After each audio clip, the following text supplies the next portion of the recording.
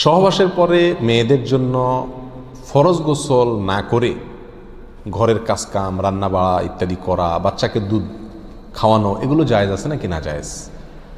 গোসল ফরজ হওয়া অবস্থায় গোসল না করার আগ পর্যন্ত কয়েকটা কাজ করা নিষেধ। 1, নামাজ পড়া নিষেধ। 2, তওয়াফ করা নিষেধ। 3, মসজিদে অবস্থান করা নিষেধ। 4, কোরআন স্পর্শ করা নিষেধ। 5, কোরআন পড়া নিষেধ। এই 5টি কাজ ছাড়া আর কোনো কাজ কিনা নিষেধ না।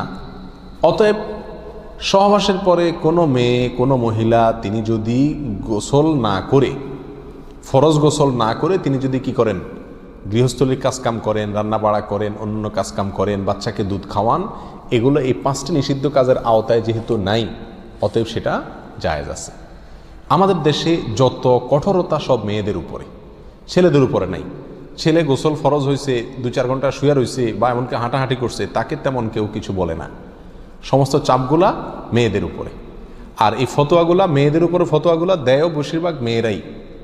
কথার কথা, ননদ আছে, শাশুড়ি আছে বা অন্য কেউ আছে বা জাল আছে, তো তারা খোঁচাইতে শুরু করে যে গোসল না করে বাচ্চাকে দুধ খাওয়াচ্ছে। কোনো বাচ্চা কাঁদতে কাঁদতে মরে যায় কিন্তু দুধ খাওয়ায় না, কেন? কারণ গোসল করে নাই। তো এগুলো না জানার কারণে হয়েছে। ফরজ গোসল না করে 5টি কাজ করা নিষেধ, এর বাইরে আর কোনো কাজ নিষিদ্ধ না। অতএব এমনকি আপনি রোজাও রাখতে পারেন, কি ফরজ গোসল না করে রাখতে পারেন বলতে সাহারি খেতে পারেন, সাহারি খেয়ে রোজা শুরু করতে পারেন। তাহলে আপনি বাচ্চাকে দুধ খাওয়াতে পারবেন না, কে বলেছে? বাসায় কাজ করতে পারবেন না, কে বলেছে? তবে হ্যাঁ, যদি আপনি ফরজ গোসল একটু দেরিতে করতে চান কোনো কারণে, তাহলে সেক্ষেত্রে অন্যান্য কাজকামের সুবিধার জন্য ওযু করে নেওয়া উত্তম। সহিহ মুসলিমের এক হাদিসে আসছে, নবী আলাইহিস সালাতু ওয়াস সালাম গোসল ফরজ হলে ওই অবস্থায় যদি কেউ ঘুমাইতে চায়, শুয়ে থাকতে চায় অথবা অন্য কোনো কাজ করতে চায়, তাহলে তাকে ওযু করে নেওয়ার পরামর্শ দিয়েছেন। অতএব ওযু করে নিয়ে এরপর অন্যান্য কাজ করা উত্তম। এর বাইরে ওযু ছাড়া যে সে কিছু করতে পারবে না, ব্যাপারটা এরকম না।